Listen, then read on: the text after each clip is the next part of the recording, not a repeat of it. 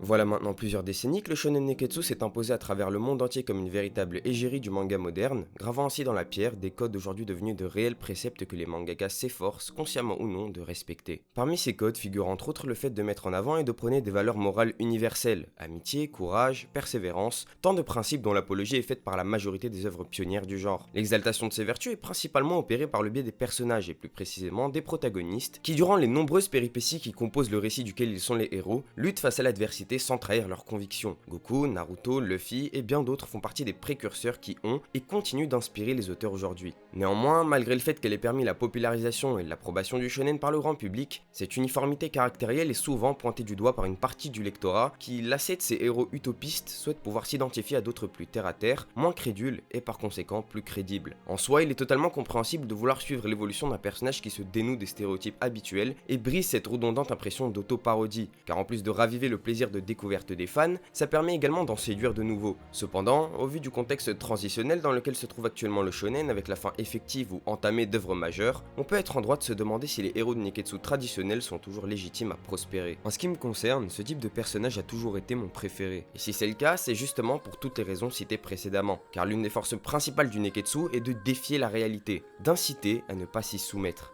Et l'incarnation même de cette volonté de protestation, c'est le héros de shonen.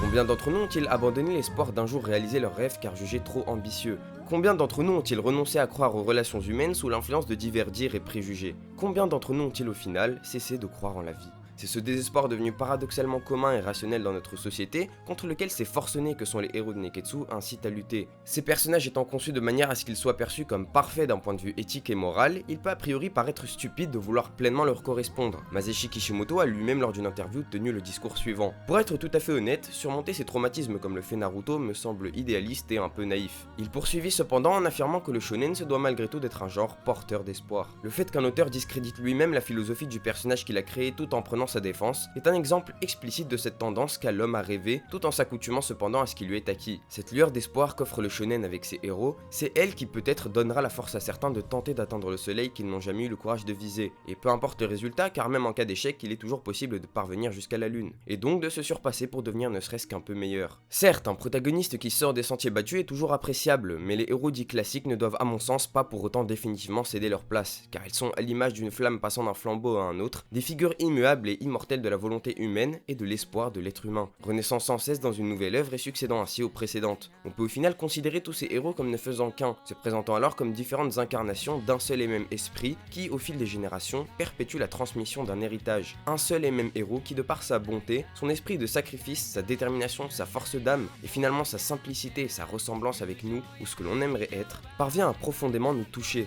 voire nous faire changer. Et c'est ce héros en qui réside selon moi la beauté du shonen neketsu. 綺麗事実践するお仕事だ。善良な鬼と悪い鬼の区別もつかないなら柱なんてやめてしまえ。諦めないのが俺の魔法だ。俺は地球からスーパーサイヤ人孫悟空だ。俺はやるぞ海賊王に。俺はなる。俺はどの先代も超える火影になる。それが俺の夢だバカ野郎。